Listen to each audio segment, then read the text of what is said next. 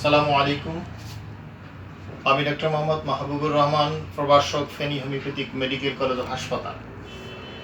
Feni homeopathic medical college হাসপাতালের online ক্লাসে আপনাদের স্বাগত। প্রিয় শিক্ষার্থীবৃন্দ, আজকে আমরা ডিএসএমএস প্রথম বর্ষের অর্গান অফ মেডিসিন এর ক্লাসে আসব। আজকের আমাদের আলোচ্য বিষয় সিমটম বা লক্ষণ। তাহলে আসুন, লক্ষণ কি?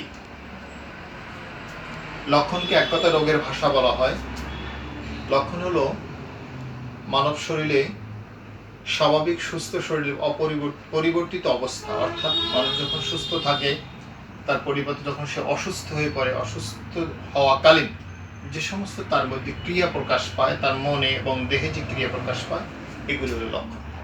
সহজ কথায়, সুস্থ মানব দেহ যখন অসুস্থ হয়ে পড়ে তখন তার দেহে এবং মনে যে সমস্ত দেখা দেয়, যে অনুভূতিগুলো দেখা দেয়, সেই অনুভূতিগুলোর নাম হলো লক্ষণ।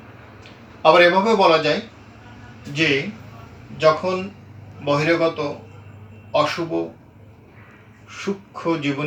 সূক্ষ্ম রোগ শক্তি মানুষের শরীরের অভ্যন্তরে অবস্থানরত শুভ জীবনী শক্তির সাথে তর্কে লিপ্ত হয়, যুদ্ধে লিপ্ত হয়, সেই সময়কার যখন জীবনী শক্তি পরাস্ত হয়, তো জীবনী শক্তি পরাস্ত হয়ে কিছু আবেদন করে, কিছু আকুতি জানায়, কিছু নিবেদন জানায়, সেই আবেদন আকুতি নিবেদনগুলোই হলো লক্ষণ।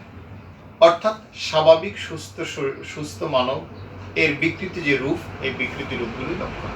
আমরা দেখতে পাই একটা মানুষ সুস্থ থাকে, সুস্থ থাকার পরে কিছুক্ষণ পরে তার গায়ের তাপ বেড়ে যায়, টেম্পারেচার বেড়ে যায়, সেক্ষেত্রে আমরা তাকে জ্বর বলে থাকি। হোমিওপ্যাথিতে এই টেম্পারেচার বেড়ে যাওয়া একটা লক্ষণ। তার মাথা ঝিমঝিম করে, হোমিওপ্যাথিতে এটা একটা লক্ষণ। তার পেটে ব্যথা আছে, হোমিওপ্যাথিতে এটা একটা লক্ষণ। তার বমি হচ্ছে, হোমিওপ্যাথিতে এটা একটা লক্ষণ। তো আসা যাক, লক্ষণ কত প্রকার? হোমিওপ্যাথিতে লক্ষণ প্রথমত দুই প্রকার। এক, ব্যক্তিনিষ্ঠ লক্ষণ, ব্যক্তিনিষ্ঠ লক্ষণ। দুই, বস্তুনিষ্ঠ লক্ষণ, বস্তুনিষ্ঠ লক্ষণ। আমরা প্রথমত লক্ষণকে দুই ভাগে ভাগ করলাম। এক হলো ব্যক্তিনিষ্ঠ লক্ষণ, দুই হলো বস্তুনিষ্ঠ লক্ষণ। আমাদেরকে জানতে হবে, শিক্ষার্থীবৃন্দ, আমাদেরকে জানতে হবে ব্যক্তিনিষ্ঠ লক্ষণ কি। সহজ কথায়, ব্যক্তিনিষ্ঠ অর্থাৎ ব্যক্তি অনুভব করে, আর কেউ দেখে না, এমনটা।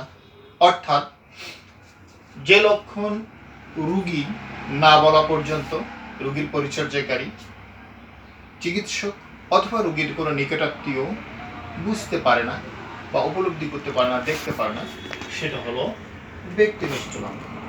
যেমন পেটে ব্যথা, রোগী যতক্ষণ না বলবে তার পেটে ব্যথা, ততক্ষণে কেউ বলতে পারবে না যে তার পেটে ব্যথা, পিপাসা, এগুলো হলো ব্যক্তিনিষ্ঠ লক্ষণ। বস্তুনিষ্ঠ লক্ষণ কি? বস্তুনিষ্ঠ লক্ষণ হলো যেটা রোগী নিজে না বললেও চিকিৎসক, পরিচর্যাকারী নার্স অথবা রোগীর আত্মীয় যে কেউ দেখে বলে দিতে পারে যে তার এই সমস্যাটা হচ্ছে, সেই লক্ষণ হলো বস্তুনিষ্ঠ লক্ষণ।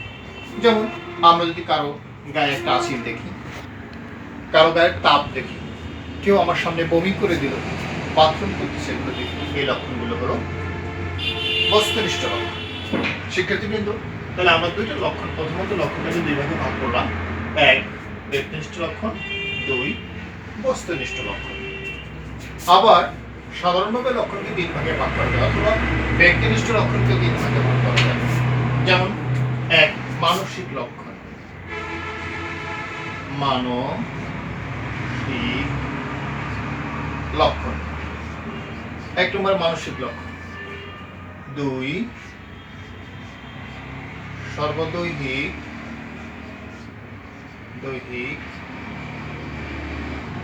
লক্ষণ। তিন, ধাতুগত লক্ষণ, ধাতুগত লক্ষণ। আমরা একটু বিস্তারিত দেখব। মানসিক লক্ষণ, আমরা আগেই বলেছি হোমিওপ্যাথিতে রোগের ট্রিটমেন্ট করে না, homeopathy treat the patient not the disease. এরা প্যাশেন্টের ট্রিটমেন্ট করে, অর্থাৎ আমার কাছে আব্দুর রহমান নামক যে রোগীটি এসেছে, তার যেই সমস্যা হোক না কেন, তার পেটে ব্যথা হোক না কেন, তার মাথা যন্ত্রণা হোক না কেন, তার আসিল হোক, তার টিউমার হোক, তার ক্যান্সার হোক, তার ডায়াবেটিস হোক, এটা মুখ্য কিছু নয়, বরং এই আব্দুর রহমান নামক এই ব্যক্তিটার কি কি সমস্যা আছে, তার শরীরে এবং মনে, তার শারীরিক বা মানসিক কি কি সমস্যা আছে, তার কি কি পরিবর্তন হয়েছে, সে স্বাভাবিকভাবে যখন ছিল তার কি অবস্থানে ছিল, আর এখনকার তার অবস্থান, তার বর্তমান যে কি অবস্থানটা, সেটা হলো সার্বিক মিলিয়ে আমাকে আব্দুর রহমান নামক মানুষটিকে ট্রিটমেন্ট দিতে হবে। আমি চিকিৎসা করবো আব্দুর রহমান নামক মানুষটির, আমি চিকিৎসা করবো না আব্দুর রহমানের জ্বরের। আব্দুর রহমান মানুষটির যখন চিকিৎসা করবো, সার্বিক লক্ষ্য নিয়ে আমি চিকিৎসা শুরু করব, যখন জ্বর চলে যাবে অর্থাৎ আব্দুর রহমানই ভালো হয়ে যাবে, তার জ্বরও ভালো হয়ে যাবে, আব্দুর রহমান সুস্থ হয়ে যাবে।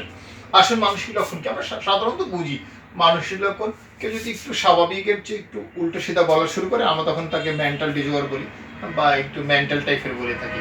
আচ্ছা দেখি তাহলে কিভাবে হয়।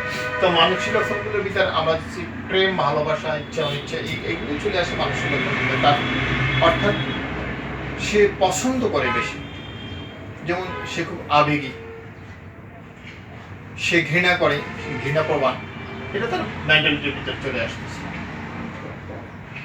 আর সর্বদৈহিক লক্ষণের ভিতরে যেটা চলে আসতেছে সেটা হলো এই, অর্থাৎ ওই মানুষের জিহ্বার অবস্থান কি, তার ক্ষুধা কেমন, সে কি খেতে চায়, কি খেতে ভালোবাসে, কি খেতে ভালোবাসে না, তার ঘাম কেমন হয়, তার ঘুম কেমন হয়, তার প্রস্রাব কিরকমের হয়, তার পায়খানা কিরকমের হয়, তার স্বপ্ন কি আছে, ইত্যাদি ইত্যাদি। এইগুলো, তার পিপাসা কেমন, এগুলো হলো সর্বদৈহিক লক্ষণ। ধাতুগত বা সাধারণ লক্ষণের ভিতরে যেটা আসে সেটা হলো তার ব্যক্তি স্ট্রাকচার, মানুষটা কেমন, তিনি কি খাটো, বেটে না লম্বাটে, তিনি কি স্বাস্থ্য বেশি, কি মেদপূর্ণ না শীর্ণ, অর্থাৎ স্বাস্থ্য বেশি কিনা, স্বাস্থ্য কম কিনা, এই যে ব্যাপারগুলো, এটা তার সর্বদিক। তার অবস্থান কি, তিনি কি কোন টেম্পারেচার ভালোবাসে, অর্থাৎ কোন ওয়েদার ওনার কাছে পছন্দ হয়, উনি কি শীতকাতর না গরমকাত, উনি কি শীত ভালোবাসেন না গরম ভালোবাসেন, এগুলো হলো সর্বদৈহিক, এগুলো হলো ধাতুগত লক্ষণ, ওই লোকটি ধাতু প্রকৃতি। তাহলে আমরা যখন একটা রোগীকে ট্রিটমেন্ট দিব, অর্থাৎ ব্যক্তিনিষ্ঠ লক্ষণকে কিন্তু আমরা এই তিনটা ভাগের ভিতরে ফেলে দিতে পারি। অর্থাৎ প্রথম হলো মানসিক লক্ষণগুলো, দ্বিতীয় হলো সর্বদৈহিক লক্ষণ, তৃতীয় হলো ধাতুগত লক্ষণ। এবার আসা যাক, সব লক্ষণগুলোকে আবার রেপার্টরিকরণের সুবিধার্থে তিনটা গ্রেডে ভাগ করা হয়েছে। অর্থাৎ গ্রেড হিসেবে লক্ষণ আবার তিন প্রকার, first grade, second grade, third grade. এটা সহজ রয়েছে। ফার্স্ট অর্থাৎ প্রথম গ্রেডের, দ্বিতীয় গ্রেডের, তৃতীয় গ্রেডের লক্ষণ, এটার ব্যাপারে একটু আলোচনা করা দরকার। অর্থাৎ এটা আমরা যখন রেপার্টরিকরণে যাব তখন দেখব যে এটা মেডিসিনটা এই লক্ষণটা কোন গ্রেড কভার করছে। তাহলে একটু জেনে নিই গ্রেডটা কিভাবে নির্ধারণ করা হয়েছে। ডক্টর কেন্ট যেভাবে গ্রেডটা নির্ধারণ করছেন সেটা হলো, কেন্ট রেপার্টরি আমরা যখন দেখব তখন দেখব কেন্ট রেপার্টরিতে তিনটা গ্রেড আছে, ফার্স্ট, সেকেন্ড, থার্ড। উনি গ্রেডের একটা আঙ্কিক মান দিয়েছেন, অর্থাৎ ফার্স্ট গ্রেড যে লক্ষণটা, সেই লক্ষণটার যে মেডিসিনটাই আসবে সেই মেডিসিনটা আঙ্কিক মান হলো 3, সেকেন্ড গ্রেডের আঙ্কিক মান 2, থার্ড গ্রেডের আঙ্কিক মানে অঙ্কের মান হলো 1। ফার্স্ট গ্রেড কিভাবে উনি এটা নির্ধারণ করেছেন, অর্থাৎ ওই রোগী, ওই মেডিসিনের রোগী প্রুফার দেখেছেন যে, ধরে নেন উদাহরণস্বরূপ আমি বলি, একটা লক্ষণ এটা প্রুফ করতে গিয়ে 10 জন লোকের উপর প্রুফার একটা মেডিসিন প্রুফ করছেন। দেখেন 10 জন লোকের মধ্যে 9 জন কি 7 প্লাস লোকের মধ্যে চলে আসছে ওই লক্ষণটা, তখন এটাকে ফার্স্ট গ্রেড হিসেবে আখ্যা দিয়েছে। 10 জনের মধ্যে 6 জনে চলে আসছে বা 5 জনে চলে আসছে, তখন সেটা সেকেন্ড গ্রেড আখ্যা দিয়েছে। যখন 10 জনের মধ্যে 5 জনও আসেনি, 5-এর নিচে অর্থাৎ 4 থেকে 3 জনের মধ্যে চলে আসছে, তখন এটা আসছে থার্ড গ্রেড। তাহলে গ্রেডটা মূলত সেটা ওই লক্ষণের গুরুত্ব অনুযায়ী, অর্থাৎ পুরুষকালে লক্ষণে যেমন গুরুত্ব পেয়েছেন প্রুভার, সে অনুযায়ী গ্রেডটা করা হয়েছে। তো ঠিক আছে শিক্ষার্থী বন্ধুরা, আজকে আমরা যে দেখলাম লক্ষণ, সে লক্ষণ সংজ্ঞা আমরা পেলাম, প্রকারভেদ পেলাম। প্রথমত 2 প্রকার, ব্যক্তিনিষ্ঠ, বস্তুনিষ্ঠ। তারপরে আমরা পেলাম সাধারণত 3 প্রকার, যে মানসিক, সর্বদৈহিক এবং ধাতুগত লক্ষণ। তারপরে আমরা আবার গ্রেড অনুযায়ী লক্ষণকে পেলাম 3 ভাগে, first grade, second grade, third grade. তো আজকে এই পর্যন্তই। আল্লাহ হাফেজ, সকলে ভালো থাকুন, সুস্থ থাকুন, সালামত থাকুন। আসসালামু আলাইকুম রহমতুল্লাহ।